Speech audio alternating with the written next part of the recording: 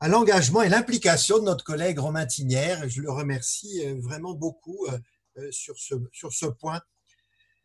Alors, pour ceux qui ne connaissent pas l'UPEC, c'est une association d'éducation populaire sur des sujets européens qui fonctionne depuis 14 ans.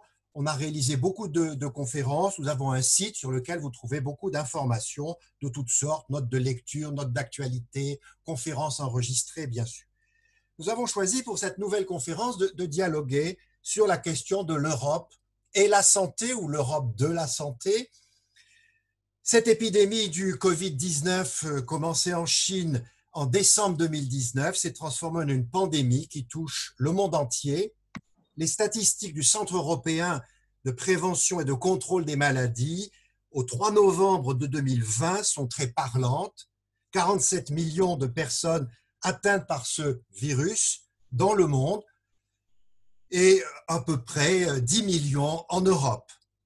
Et si l'on regarde au niveau des décès, 1 200 000 décès, dont 272 000 en Europe, la France étant touchée à 37 435. Chaque État européen a évidemment la charge de sa politique nationale de santé.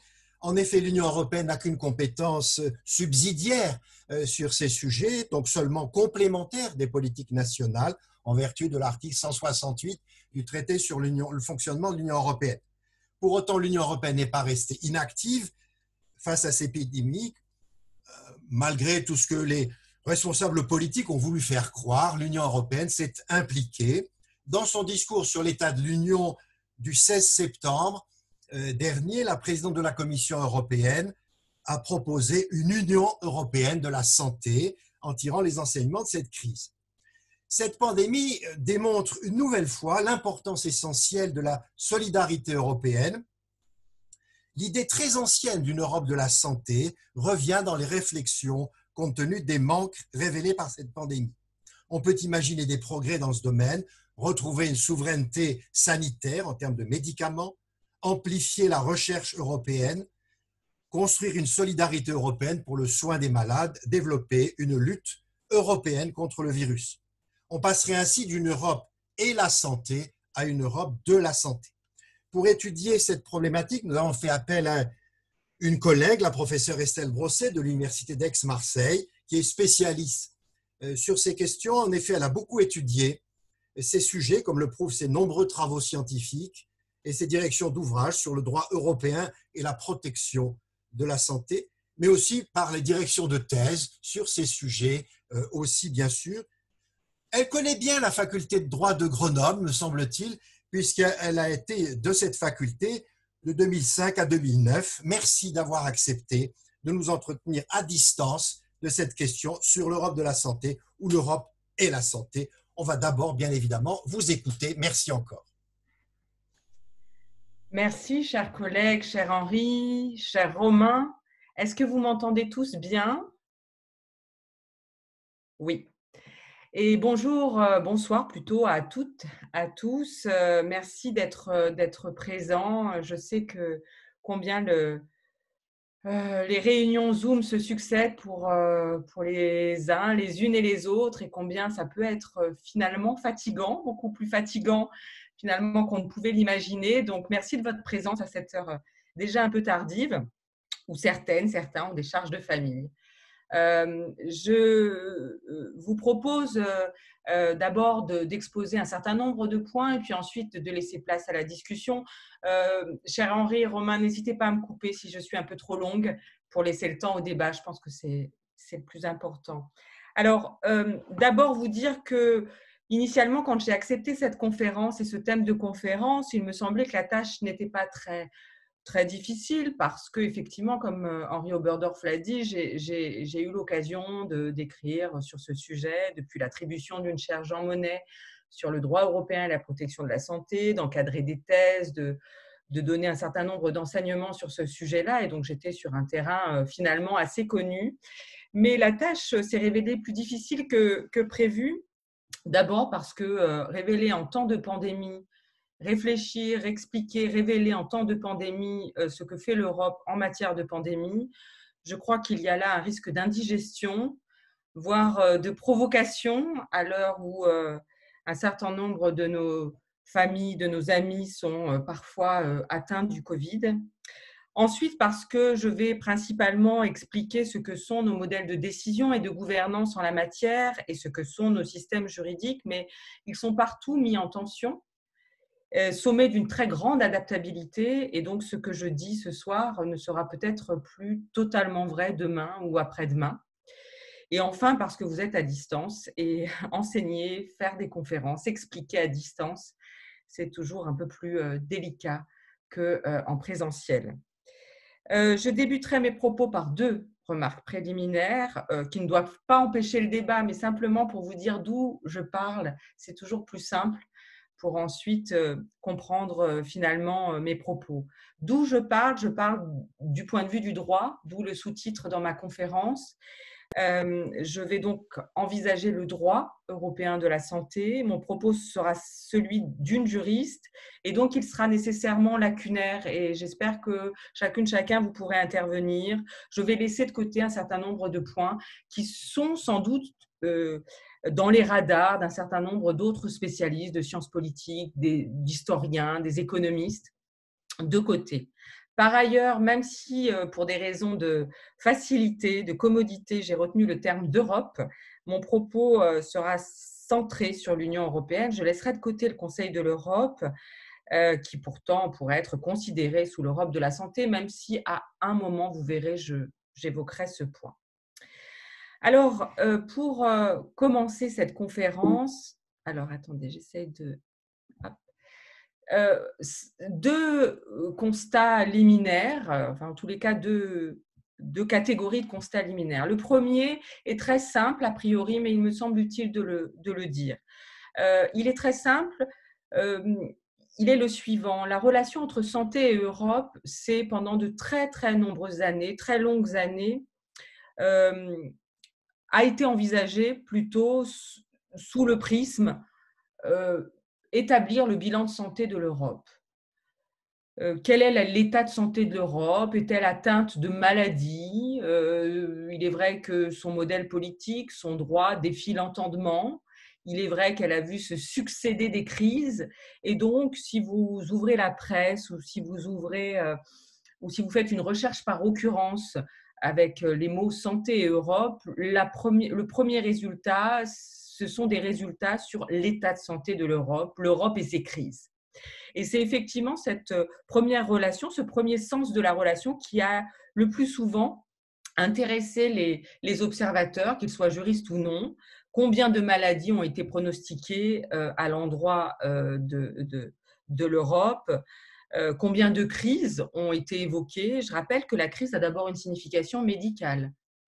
Ce n'est pas inintéressant, c'est ce changement subi, généralement décisif, qui va marquer l'arrivée de la maladie.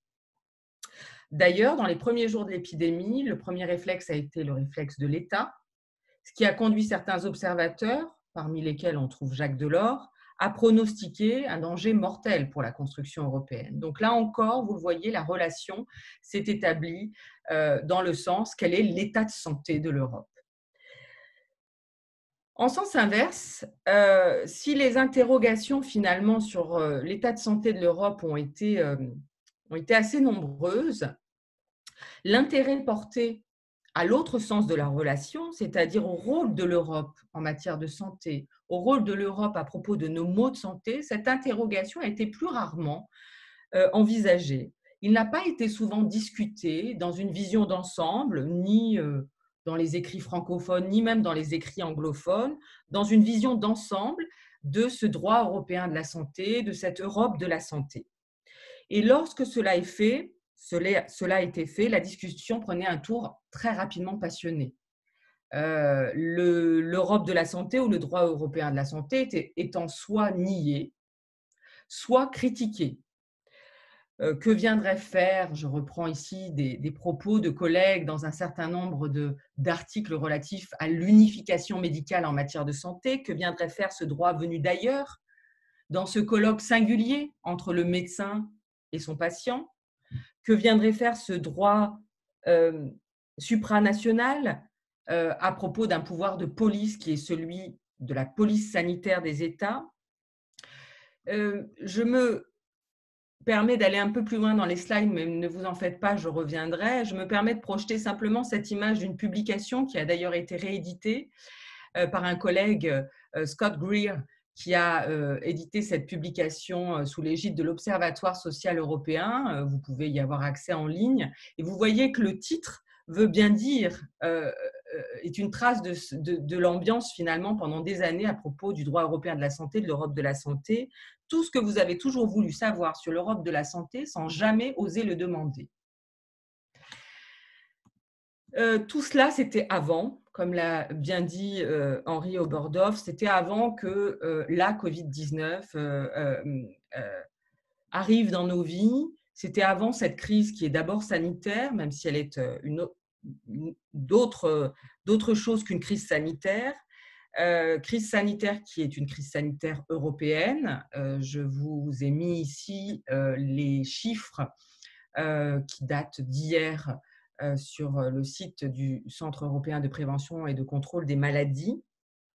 Et depuis lors, depuis cette pandémie, assez tôt, on le retrouve dans le discours d'Emmanuel Macron le 18 mai, on le retrouve également dans le discours effectivement sur l'état de l'Union du 16 septembre dernier de notre présidente de la Commission.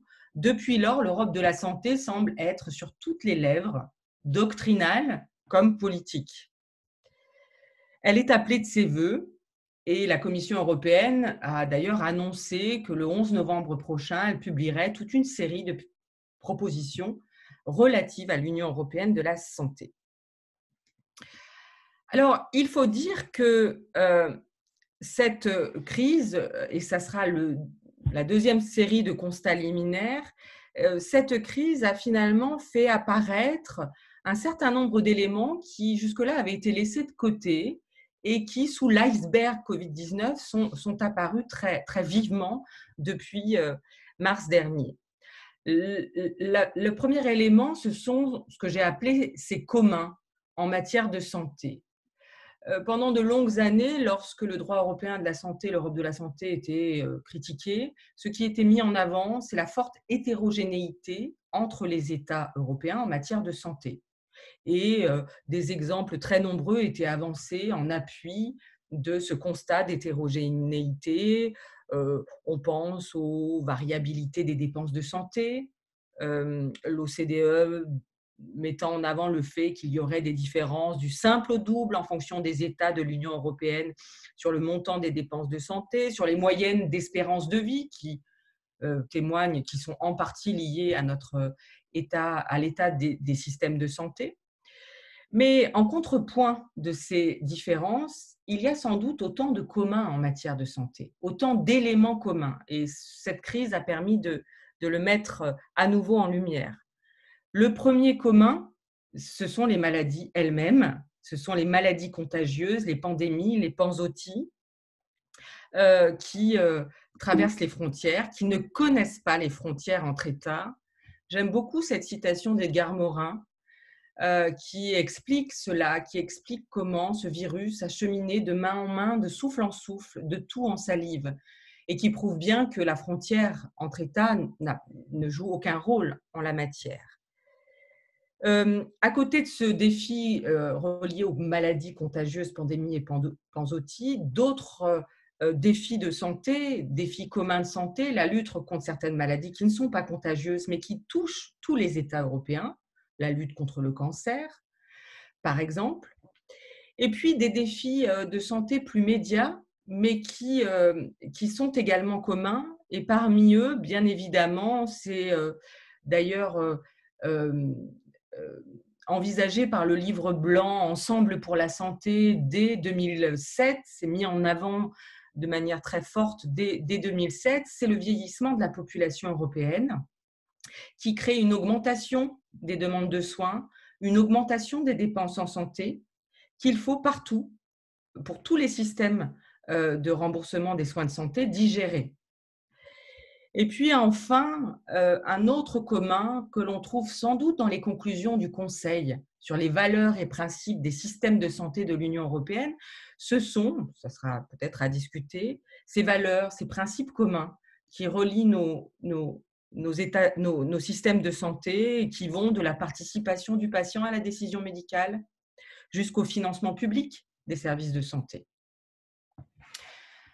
À côté de cette première révélation en dessous de l'iceberg Covid-19, deuxième révélation, on s'est rappelé qu'il y avait depuis très longtemps eu des projets d'Europe de la santé et qu'il y a actuellement une compétence.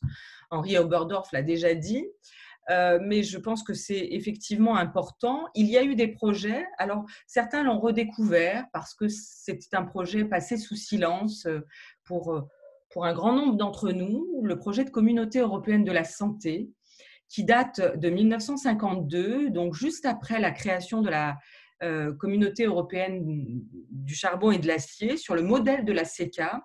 La France s'est emparée finalement de ce modèle pour proposer à ses homologues la création d'une communauté européenne de la santé. S'il est un bien précieux entre tous, que chacun de nous s'efforce de sauvegarder et d'accroître sans cesse, pour lui et les siens, c'est bien la santé. Et vous vous rendez compte combien ces mots peuvent résonner aujourd'hui. 1952, alors bien sûr ce projet n'a pas vu le jour, sinon vous et nous serions informés. La CES n'a pas vu le jour, comme d'autres communautés, comme d'autres propositions de communautés. D'ailleurs, je le redirai plus tard, mais sans doute moins, c'est ce que certains politologues nous rappellent, sans doute moins pour des raisons liées aux oppositions des États eux-mêmes, mais plutôt à des oppositions des milieux pharmaceutiques, des milieux industriels et peut-être à une indifférence des milieux médicaux. Donc, ces politologues, je pense surtout à l'un d'entre eux, Sébastien Guigné, qui a fait sa thèse sur la communauté européenne de la santé, en étudiant les archives, a bien démontré qu'il n'y avait pas une opposition de principe de la part des États à l'intégration de la santé. Donc, il serait erroné de dire que la santé est un domaine qui, par nature, ne peut pas être intégré. Et puis, par ailleurs, en face de ce projet, en 1992, le traité de Maastricht est inséré pour la première fois une base juridique santé dédiée à la santé qui s'est enrichie depuis lors avec le traité d'Amsterdam et avec le traité de Lisbonne. Le traité de Nice n'a pas changé grand-chose et qui est devenu l'article actuel, qui est l'article 168 du TFUE, qui comporte 7 paragraphes et sur lequel j'aurai l'occasion de revenir. Et puis enfin, dernière révélation, je ne sais pas si le mot est tout à fait adapté, en tout cas dernière redécouverte. On a redécouvert à l'occasion de la crise Covid-19 un volumineux droit européen de la santé et un droit européen de la santé tout à fait abondant, non seulement abondant, mais également vieux. Alors, je vous ai mis le Code européen de la santé qui a été publié sous la direction de 2 collègues, Anne Laude à Paris et Didier Tabuteau qui a la chaire santé à Sciences Po Paris. Ce Code européen comporte 2227 pages. Il a été publié en 2010, je crois, donc depuis lors, il pourrait être encore enrichi. Alors, il couvre le Conseil de l'Europe, mais tout de même, on se rend bien compte ne serait-ce que sur un plan numérique, du nombre de textes européens relatifs à la santé. Au-delà de ces chiffres, il y a quelques signes qui ne trompent pas. Et je vous ai mis à dessin 3 textes. Un très vieux texte qui est la directive 65-65 sur les spécialités pharmaceutiques, sur les médicaments à usage humain, qui est le premier texte d'une longue lignée de textes relatifs aux médicaments et qui a joué un rôle d'ailleurs tout à fait important dans la détermination, la définition de ce qu'est un médicament, notamment pour le droit français. Une directive qui est la directive du 9 mars 2011 relative à l'application des droits des patients, qui est une directive très importante parce qu'elle a été considérée comme un point tournant dans la mesure où pour la première fois, un texte s'intéresse, alors sous une dimension remboursement des soins transfrontaliers, mais s'intéresse à la relation médicale entre le patient et le professionnel de santé, et pas uniquement à des questions relatives à la circulation des produits de santé ou des produits risqués pour la santé. Donc, le noyau dur du droit médical est désormais atteint par une directive de l'Union. Et puis enfin, un règlement qui est le règlement 2017-745 sur les dispositifs médicaux. Je le cite pour deux raisons. D'abord parce qu'il comporte 174 pages. Vous comprenez le nombre d'obligations qui pèsent sur les laboratoires, les fabricants de dispositifs médicaux. Et d'ailleurs, ce règlement devait entrer en vigueur en avril 2020 et sa date d'entrée en vigueur a été reportée en 2021 pour cause de Covid-19 et pour épargner aux fabricants de dispositifs médicaux la charge réglementaire d'appliquer l'ensemble des obligations à un moment où on les sollicite tant.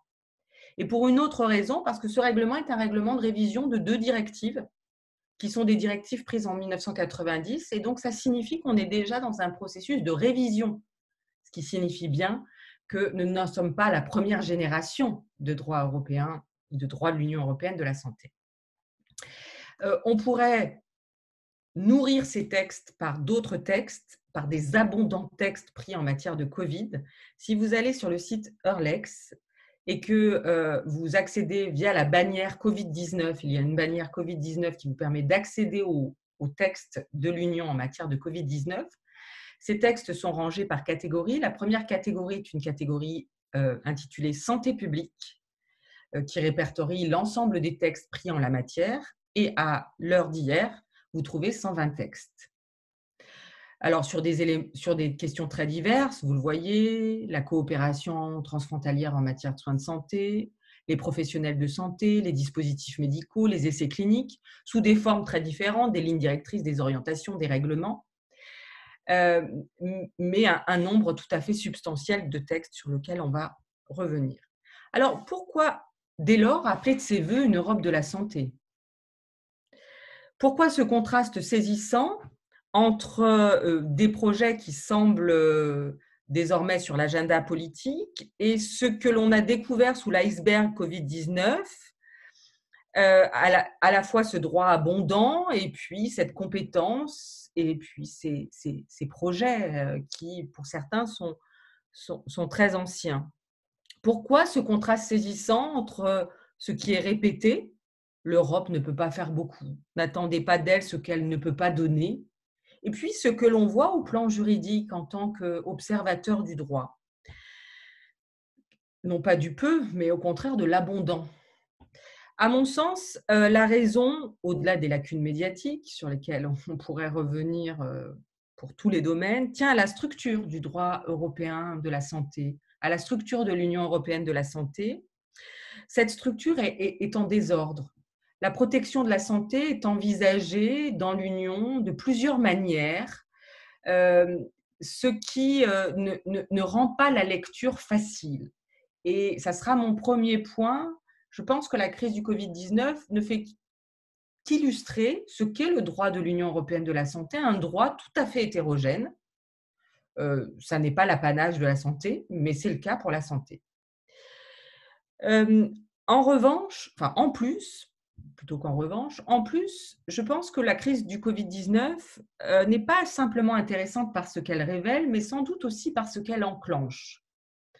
Une mise en ordre. Pour dire les choses autrement, il me semble que la crise actuelle a ceci de positif qu'elle a enclenché un certain nombre d'inflexions qui pourraient permettre d'ordonner l'Europe de la santé, le droit européen de la santé, et dès lors de la rendre plus évidente. Alors, commençons peut-être par le premier point, le désordre. Première constatation, la protection de la santé, si vous la recherchez dans le traité, vous pourrez la trouver sous une triple dimension, sous un triple statut. La protection de la santé est d'abord envisagée comme un motif pour les États pour faire exception à certains principes de droit européen, de droit de l'Union européenne, pour mettre à distance le droit de l'Union européenne. Mais, deuxième point, je reviendrai sur ces trois points de manière un peu plus précise, la protection de la santé est également envisagée dans le traité comme un objectif et un domaine de compétence pour l'Union, et donc l'objet d'un certain nombre d'obligations de droit de l'Union. Elle ne permet pas uniquement de mettre à distance le droit de l'Union, mais elle implique du droit de l'Union. Et puis enfin, troisième dimension, troisième figure, elle est l'objet, depuis la Charte, elle fait l'objet d'un droit fondamental pour toutes les personnes dans l'Union. Alors, commençons peut-être par la première dimension. Depuis 1957, la protection de la santé est envisagée comme un motif pour l'État pour déroger à certains principes de droit de l'Union, particulièrement les libertés de circulation. Liberté de circulation des marchandises, des services, mais également des personnes. On trouve ce motif pour l'ensemble des libertés comme motif permettant aux États de justifier une entrave aux libertés. La crise Covid-19 a sans doute davantage mis l'accent sur la libre circulation des personnes et sur la possibilité d'y faire exception pour protéger la santé. Et on a découvert ou redécouvert des textes que l'on connaît déjà, particulièrement la directive relative aux droits des citoyens de circuler et de séjourner librement sur le territoire des États membres, et particulièrement dans cette directive de 2004, un article 29 dont on avait assez peu parlé finalement dans cette directive, qui est intitulée Santé publique et qui permet à un État de refuser l'accès à son territoire pour les citoyens de l'Union européenne en cas de maladie. L'article 29 nous dit maladie potentiellement épidémique telle que définie par l'OMS. Donc, il y a une liste déterminée, la Covid-19 entre dans cette liste, ou des maladies contagieuses pour autant qu'elles fassent l'objet de dispositions de protection dans le propre État. Donc, premier rappel, la santé existe depuis longtemps comme motif pour déroger à la libre circulation des citoyens eux-mêmes. Vous noterez que la survenance de maladies après une période de 3 mois ne peut justifier l'éloignement du territoire. C'est donc un motif qui permet de refuser l'accès, mais qui ne permet pas d'éloigner. On a aussi découvert ou redécouvert plusieurs articles du Code Schengen. Alors, je ne vous ai pas mis tous les articles du Code Schengen qui pourraient être intéressants. Je vous ai simplement mis l'article 25 dont on a beaucoup parlé parce qu'il permet de réintroduire le contrôle aux frontières intérieures de l'Union et pas uniquement aux frontières extérieures de l'Union, lorsqu'il en va de l'ordre public et de la sécurité intérieure. Vous noterez que la santé publique n'est pas évoquée comme motif permettant de réintroduire le contrôle aux frontières intérieures. La Commission a senti la nécessité de s'expliquer là-dessus, et dans un certain nombre de lignes directrices, elle a bien sûr expliqué ce qu'on pouvait pressentir. L'ordre public et la sécurité intérieure sont des notions suffisamment englobantes pour englober des urgences de santé publique telles que le Covid-19.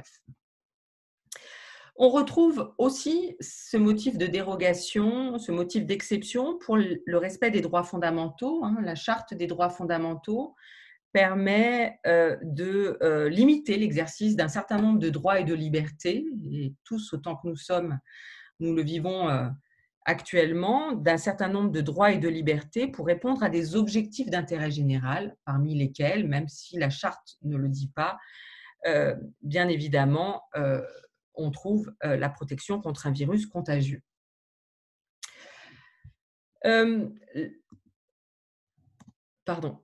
Simplement vous dire que… non, je vous le dirai après. Pardon. Deuxième dimension, la protection de la santé est également un domaine de compétence, un objectif de l'Union et un domaine de compétence. Alors, je vous évoquais l'article 168. La slide vous permet d'en voir quelques extraits. Je n'ai pas pu faire tenir tous les paragraphes sur une seule slide. Ce que vous devez, à mon sens, garder à l'esprit, c'est le fait que l'article 168, qui date du traité de Maastricht, cet article 168 a été enrichi depuis le traité de Maastricht, et désormais, parmi les objectifs qui sont assignés à l'Union, on trouve quasiment tous les objectifs de santé. On trouve non seulement des objectifs de prévention en matière de santé publique, c'est l'intitulé même du titre, santé publique, et notamment, je vous ai mis en gras la lutte contre les grands fléaux, les menaces transfrontières graves pour la santé, Mais on trouve aussi le fait que l'Union doit agir dans le domaine de la santé humaine, compris comme visant la santé physique et mentale, c'est-à-dire s'agissant des questions de santé au plan individuel. Donc, de ce point de vue-là, si vous comparez l'article 129 du traité de Maastricht et l'article 168 du traité de Lisbonne, vous vous rendez compte qu'il y a eu une déclinaison des objectifs assignés à l'Union européenne qui a été très imposante et que maintenant, et qu'à l'heure actuelle, on trouve quasiment tout listé comme objectif possible d'action de l'Union. Et puis enfin, l'article 35 de la Charte, qui a été consacré en 2000 et qui a acquis valeur contraignante depuis le traité de Lisbonne et qui prévoit un article 35 dédié à la santé, alors dédié plus exactement au droit d'accéder à la prévention et de bénéficier de soins médicaux. Donc vous le voyez, première hétérogénéité, 3 dimensions. On pourrait ajouter, c'est ce que je vais faire, finalement un deuxième facteur d'hétérogénéité parce qu'au sein de ces 3 dimensions, on trouve des fortes asymétries qui ne rendent pas lisible l'ensemble. La première asymétrie concerne la première dimension. Vous vous souvenez, la santé comme motif pour les États, justifiant, par exception, une entrave aux libertés. Ce que l'on peut voir, avant même l'épisode du Covid, c'est le fait que la justification protection de la santé a connu un développement tout à fait imposant qui a fait dire à certains qu'il ne s'agirait plus d'une exception, mais finalement d'un véritable, je reprends l'expression, trou noir, dont aucune entrave ne pourrait s'échapper. À partir du moment, pour dire les choses plus simplement, où l'État invoquerait le motif de protection de la santé, alors l'entrave serait justifiée. Et donc, il n'y aurait plus un schéma qui serait celui du principe de la libre circulation et de l'exception, mais il y aurait presque un droit, un intérêt fondamental de l'État à protéger sa santé qui soit à un niveau équivalent au principe de libre circulation. La jurisprudence de la Cour est de ce point de vue-là très éclairante. Alors, je n'ai pas voulu surcharger la slide, je vous ai simplement mis 2 arrêts du 19 mai 2009, dont l'un n'est pas très facile à prononcer pour ceux qui ne sont pas germanophones, Apothécaire-Kammer, qui sont tous les deux relatifs au monopole pharmaceutique en Allemagne et en Italie, et à la compatibilité de ces systèmes nationaux qu'on connaît en France aussi avec la liberté d'établissement. Et ce qui est intéressant dans ces arrêts, mais on le trouve aussi dans d'autres arrêts, c'est que non seulement la Cour rappelle que la protection de la santé est un intérêt fondamental, c'est le premier des intérêts protégés par le traité, mais la Cour explique également qu'il appartient à chaque État membre de décider de son propre niveau de protection de la santé, de librement déterminer son propre niveau de protection de la santé. Et de ce fait, les monopoles pharmaceutiques sont justifiés, y compris si d'autres États choisissent d'autres formes moins restrictives pour la liberté d'établissement pour protéger la dispensation de médicaments qui sont des marchandises particulières. Il est vrai que ce principe de libre détermination du niveau de protection de la santé a mécaniquement desserré les taux du contrôle. Le contrôle de la proportionnalité, qui est le contrôle de la mesure la moins restrictive, ne peut pas être mené autrement que de manière sommaire, puisqu'il n'est pas possible par nature de comparer un système à un autre. Et donc, le contrôle de la proportionnalité est devenu progressivement rudimentaire, ce qui peut être critiqué par certains ou au contraire salué par d'autres. La crise du Covid-19 a très clairement fait apparaître que dans certains cas, la protection de la santé devenait un véritable trou noir. Je vous ai simplement ici listé un certain nombre, le début de la crise et un certain nombre de décisions prises par les États de fermeture des frontières. Et effectivement, avec cette crise, on a abouti à une situation dans laquelle la mobilité est devenue l'exception. la mobilité est devenue l'exception et dans laquelle le respect des différentes conditions relatives à des mesures de restriction aux frontières, ce respect a été tout à fait erratique. Le respect des conditions formelles n'a pas toujours été avéré, obligation de notification des États dans un certain délai, et puis le respect de la condition de proportionnalité interroge un certain nombre d'observateurs. La fermeture totale, le choix de la fermeture totale au lieu du choix d'un rétablissement de contrôle aux frontières intérieures, peut interroger du point de vue du principe de proportionnalité. Deuxième asymétrie, lorsqu'on voit la deuxième dimension, la seconde dimension, c'est l'asymétrie qu'on voit d'emblée quand on lit l'article 168 entre la multitude d'objectifs assignés à l'Union et la nature de ses compétences. Henri Oberdorf l'a très bien dit, les compétences qui sont attribuées à l'Union sont des compétences d'appui, c'est-à-dire la catégorie la plus faible de compétences en termes d'intensité, qui permet uniquement à l'Union de soutenir, de coordonner, d'appuyer, de compléter l'action des États membres. Cette nature n'a pas changé depuis Maastricht, il n'y a pas eu d'évolution sur le principe même de la nature de cette compétence. Alors, il faut quand même ici dire que cette compétence d'appui doit être assortie d'un certain nombre de précisions. La première précision, c'est qu'il existe tout de même, dans l'article 168, des domaines pour lesquels la compétence est partagée, c'est-à-dire des domaines dans lesquels l'Union peut harmoniser. C'est prévu à l'article 168, paragraphe 4. Et ces domaines ont été progressivement rajoutés, traité après traité, crise sanitaire après crise sanitaire, mesures phytosanitaires et vétérinaires après l'affaire de la vache folle, mesures relatives aux organes d'une substance d'origine humaine, sang après l'affaire du sang contaminé, mesures relatives aux médicaments et dispositifs médicaux avec le traité de Lisbonne après l'affaire des prothèses PIP notamment. Donc vous le voyez, une compétence finalement plus hybride que uniquement le constat d'une compétence d'appui. Et puis par ailleurs, vous le savez sans doute, d'autres dispositions du traité peuvent être utilisées et ont été utilisées abondamment en matière de santé, notamment la base juridique relative à l'établissement d'un marché intérieur. Par exemple, pour le droit des médicaments, c'est cette base juridique-là qui a été utilisée de bout en bout. Or, cette base juridique marché intérieur offre une compétence partagée à l'Union.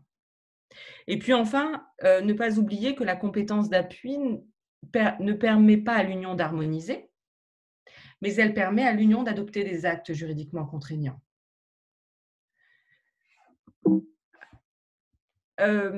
Sur la base de cette compétence, simplement un texte parce qu'il est surutilisé ces derniers mois, une décision de 2013 sur les menaces transfrontières graves pour la santé qui a été prise sur la base de l'article 168 et qui montre bien la nature particulière des compétences. Vous le voyez, il est bien rappelé qu'il incombe aux États de gérer les crises de santé publique au niveau national. C'est leur compétence. En revanche, article 11, les États membres doivent se coordonner au sein d'un comité de sécurité sanitaire sur les mesures de santé publique à prendre ou prises. Et un peu plus loin, on voit également des obligations en matière de préparation à la réaction aux crises ou en matière de signalement des foyers de maladies transmissibles. Donc, une décision assez large. Pour information, la Commission avait proposé, dans la proposition de décision, d'ajouter un article qui lui permettrait, en cas d'insuffisance de la coordination entre États, qui lui permettrait par elle-même de prendre des mesures temporaires de protection de la santé publique, qu'il s'agisse de mesures de confinement ou des mesures de dépistage obligatoires. Les États n'ont pas accepté, et d'ailleurs, il n'est pas sûr que cela aurait été possible du point de vue de l'article 168. Mais vous voyez ici, on a une décision obligatoire, mais qui ne fixe que des obligations de coordination. Et puis enfin, dernière asymétrie, on a un beau droit fondamental dans l'article 35, mais qui paraît et qui a apparu à beaucoup d'observateurs, Romain en fait partie, spécialistes de la Charte des droits fondamentaux, comme un droit quasiment injusticiable pour deux raisons cumulées en fait. La première raison, elle est dans le libellé de l'article 35, où on voit très clairement qu'il ne s'agit pas d'un droit subjectif directement invocable, puisque toute personne a le droit à la protection de la santé dans les conditions établies par les législations et pratiques nationales. On est donc très clairement face à un principe, même si la Cour n'a pas encore confirmé, qui ne peut donc être invoqué qu'à l'encontre des actes qui viennent mettre en œuvre ce principe. Et puis, par ailleurs, s'ajoute également la question de l'applicabilité de la charte.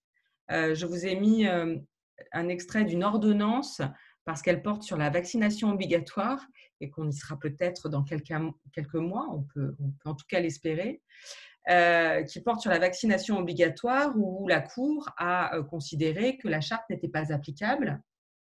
Donc, l'article 35 n'était pas applicable parce que la situation n'était pas une situation de mise en œuvre du droit de l'Union, l'obligation de vaccination n'interférant dans finalement aucune disposition de droit de l'Union, qu'elle soit de droit primaire ou de droit dérivé.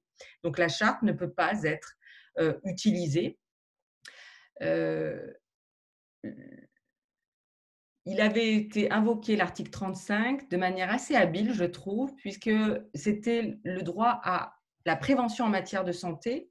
Et il avait été invoqué le droit, au nom de ce droit à la prévention en matière de santé, le droit de choisir le moyen de prévenir des éventuels maux pour sa santé. Donc, le droit de choisir ou non la vaccination. Mais la Cour n'a pas eu à répondre puisqu'elle a considéré que la charte n'était pas applicable. Alors, deuxième point, est-ce que finalement, dans cette pandémie, on peut voir des éléments nouveaux à propos du droit européen de la santé, du droit de l'Union européenne de la santé, ou uniquement des illustrations de cette forte hétérogénéité qui n'est pas grave en tant que telle, mais qui peut finalement permettre d'expliquer son manque de visibilité, de lisibilité pendant toutes ces années. Il me semble que oui. Il me semble qu'on peut voir un certain nombre, non pas de révolutions, non pas d'évolutions, sans aller jusque-là, je vais être un peu plus prudente, mais plutôt des inflexions intéressantes et je les ai listées, elles sont selon moi au nombre de 3. Et vous le voyez, elles reprennent finalement les 3 dimensions qui sont le fil rouge depuis le début de la conférence. La première inflexion, c'est le fait qu'au sein de la coopération, au titre de la coopération, article 168, décision de 2013, principalement, au titre de la coopération, on a vu fleurir un certain nombre d'actions qui, à mon sens, vont au-delà de la coordination et qui d'ailleurs s'appellent des actions conjointes. Alors, la première que vous connaissez sans doute, c'est cette procédure d'acquisition conjointe de contre-mesures médicales. Cette procédure d'acquisition conjointe, cette procédure de passation conjointe de marché est prévue par la décision de 2013 que je vous citais tout à l'heure. Elle est très prudente et en particulier parce que les États demeurent libres d'y participer ou non. C'est une participation volontaire des États, ils peuvent y renoncer jusqu'au bout, mais il n'en demeure pas moins que cette procédure avait été très rarement utilisée, et là elle l'est de manière tout à fait active, et il n'en demeure pas moins que dans le cadre de cette procédure, il y a une véritable mutualisation des forces d'achat des États membres qui participent à la passation commune de marché. D'ailleurs, dans sa récente stratégie du 17 juin sur les vaccins contre la Covid-19, la Commission a également suggéré une action conjointe en matière vaccinale. Et ce qu'elle a suggéré est finalement plus ample que la procédure de passation conjointe de marché, puisqu'elle a également ça a déclenché un certain nombre de remous médiatiques d'ailleurs, hein. Elle a proposé de conclure avec les producteurs de vaccins des contrats d'achat anticipés au nom des États membres. Alors là encore, la mutualisation n'est pas complète parce que c'est les États membres qui resteront acquéreurs des vaccins au final, qui conserveront la responsabilité de leur utilisation, y compris de toute indemnisation si nécessaire. Par ailleurs, ces États vont être et sont associés tout au long de la procédure de préachat et de passation commune des marchés, donc à toute la procédure de conclusion du dit contrat.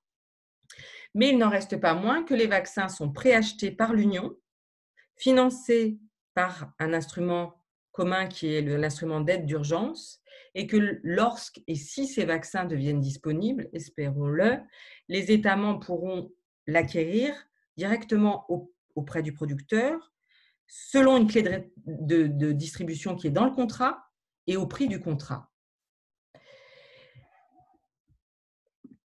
Et puis, dernier exemple de cette amplification de la coopération, c'est le fait que l'on a complété une réserve qui était déjà constituée au titre du mécanisme de protection civile, mais qui n'était pour la constituer que d'éléments pour finalement lutter contre des catastrophes majeures naturelles, type inondation, incendie. Cette réserve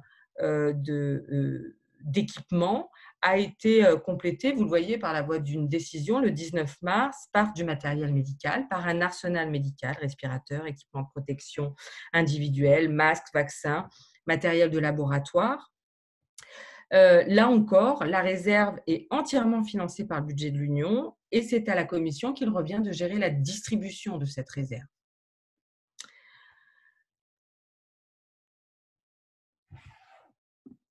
Deuxième inflexion, il me semble qu'on a assisté à des tentatives de la Commission assez inventives de canaliser les dérogations à la libre circulation, de canaliser les mesures de contrôle aux frontières, les fermetures des frontières. Je vous cite ici uniquement des lignes directrices de la Commission du 16 mars dernier relatif aux mesures de gestion des frontières visant à protéger la santé publique parce que je trouve qu'elles sont tout à fait éclairantes, tout à fait intéressantes.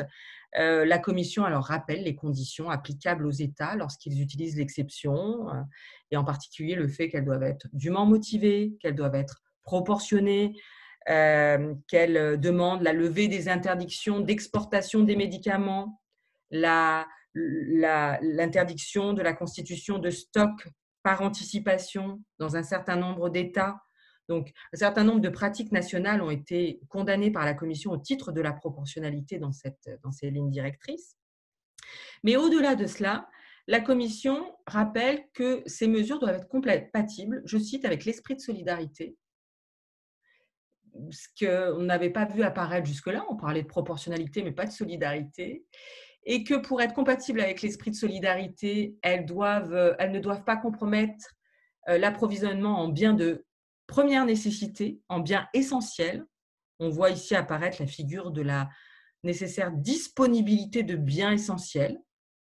Et que pour cette raison-là, pour satisfaire à cette condition matérielle, les États doivent mettre en place un certain nombre d'obligations, en particulier les fameuses voies réservées, dont je vous ai mis une photographie, des voies réservées, des voies vertes au point de passage, qui permettent à certains biens essentiels et à certaines professions de circuler plus facilement et en un temps plus court. C'est intéressant, je trouve, que la Commission européenne assigne à l'État, aux États, au titre de sa mission de gardienne des traités, non pas simplement des obligations procédurales, mais des véritables obligations matérielles. Et c'est intéressant qu'elle le fasse en reliant protection de la santé et liberté de circulation.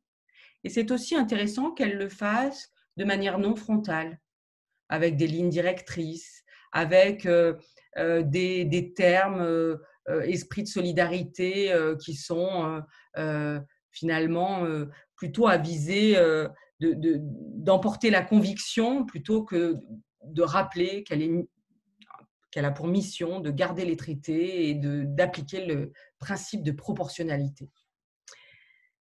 D'ailleurs, elle a été d'autant plus habile que les États, malgré sa stratégie de petits pas, les États se sont crispés. Ils se sont notamment crispés au moment du déconfinement, de la levée des frontières, lorsque la Commission européenne a commencé à réclamer une stratégie coordonnée de déconfinement, avec certains États qui ont fait cavalier seul et qui ont déconfiné sans attendre un quelconque aval, qu'ils n'avaient pas d'ailleurs à attendre, de la Commission européenne. La Commission européenne a procédé, là encore, de manière assez pragmatique. Elle a publié une simple feuille de route qui rassemble des critères communs que les États peuvent appliquer pour déconfiner, des critères relatifs notamment à la situation épidémiologique. Elle a ouvert une application qui s'appelle Reopen, qui permet de savoir quelles sont les frontières ouvertes. Et puis, tout récemment, au mois de fin août, elle a fait une proposition de recommandation au Conseil. Donc, elle a redonné le pouvoir ici au Conseil relatif à une approche coordonnée. Proposition qui a été acceptée par le Conseil par la voie d'une recommandation du 13 octobre et qui met en place, qui reprend ces critères communs, notamment épidémiologiques, notamment de la capacité des systèmes de santé, notamment en soins intensifs, pour décider d'introduire ou non des restrictions de déplacement avec un système commun de cartographie et des codes couleurs. Donc, vous voyez qu'on a ici assisté à des tentatives un peu nouvelles, si on compare aux jurisprudences passées, de canalisation des dérogations. Et puis enfin, une vitalisation du droit A. Il y a, vous le savez sans doute, de très nombreux travaux actuels sur la question de la pénurie en matière de médicaments et contre-mesures médicales que la crise Covid-19 a fait apparaître.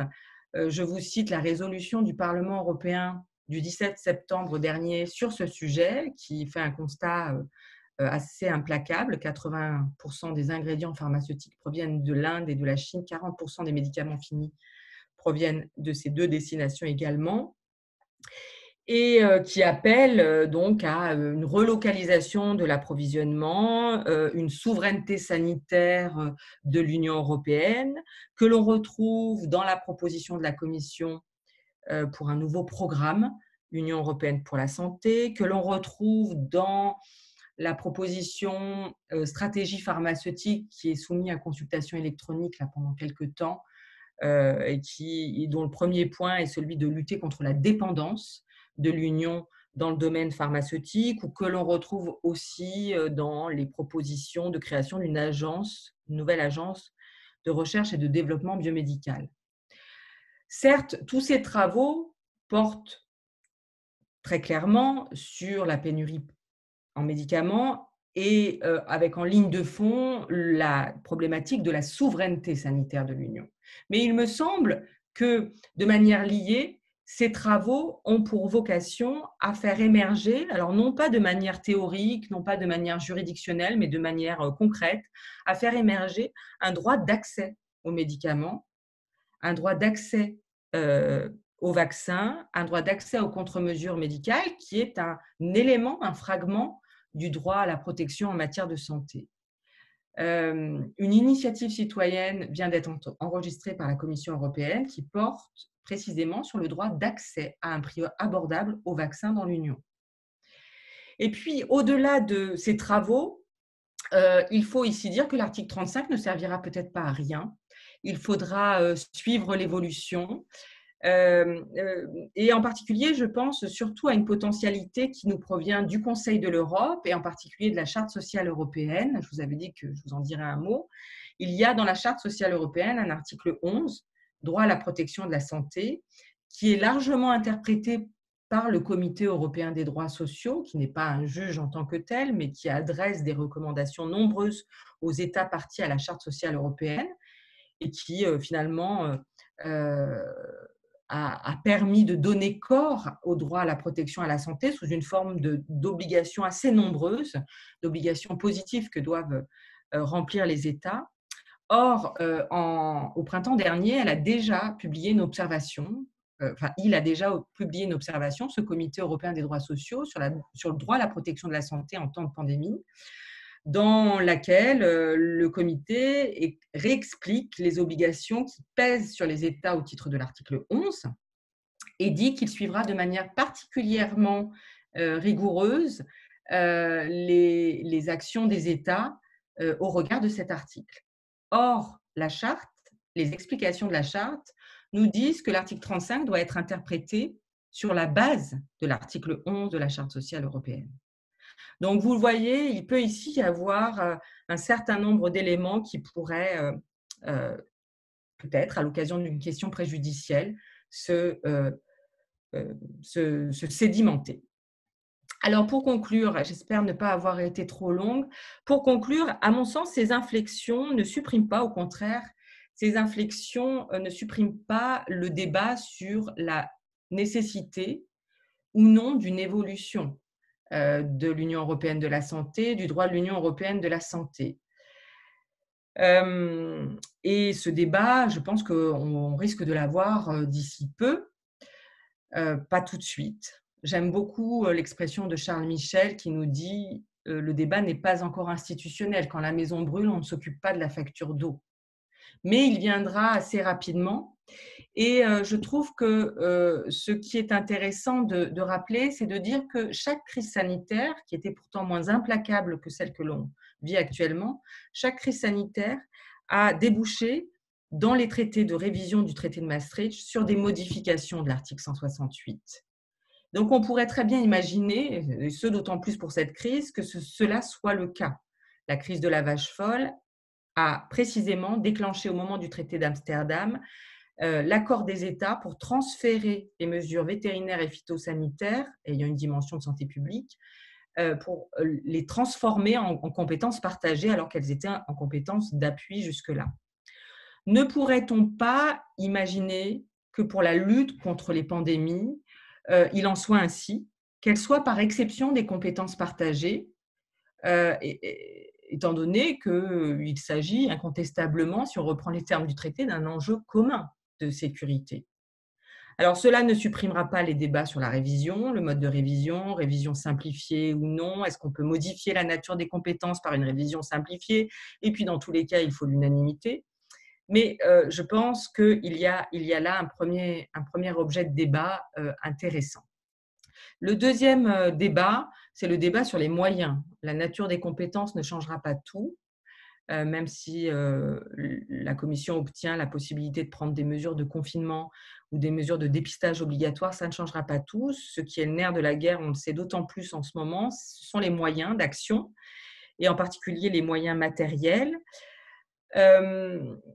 Le budget assigné à la santé est un budget qui a toujours été limité, 0,04% du budget de l'Union, 450 millions d'euros au dernier programme.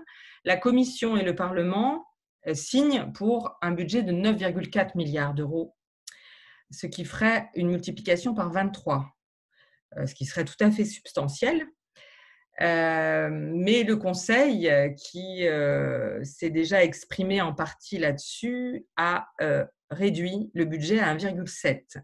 Donc, vous voyez que les choses ne sont pas encore totalement fixées sur les moyens matériels, mais ça sera une question tout à fait importante. Et les moyens matériels qui seront également apportés aux agences, notamment au Centre européen de contrôle et de prévention des maladies, seront également dans la discussion. Le Centre européen de contrôle des maladies est totalement sous-taillé en personnel et en budget actuellement, 60 millions d'euros pour son budget, 280 personnes. Vous imaginez bien que ça sera aussi sur l'agenda politique que de discuter de ces moyens matériels de cette agence et peut-être de l'agence à créer. Et puis, peut-être pour terminer, simplement aussi vous dire qu'au-delà des moyens matériels, il me semble que la crise Covid-19 a l'avantage de montrer qu'il y a aussi une discussion à avoir sur finalement ce que je pourrais appeler les moyens cognitifs de l'Europe de la santé. On s'est par exemple rendu compte que s'agissant de l'échange des données, s'agissant de l'échange d'informations, qui est sous la houlette de l'ECDC, c'est le sigle en anglais, ces données n'étaient pas toujours comparables parce que les États ne se fondaient pas sur les mêmes critères par âge, par sexe, ou les critères adoptés pour tester les personnes suspectées de contamination. Et donc, l'une des difficultés qui a été révélée par la COVID-19, c'est celle de la comparabilité des données, qui est finalement au fondement même d'une Europe de la santé. Je vous remercie pour votre attention et je termine par une image d'amour, en dépit du masque. Et bien sûr, je me tiens à votre disposition pour toutes les questions. Merci beaucoup.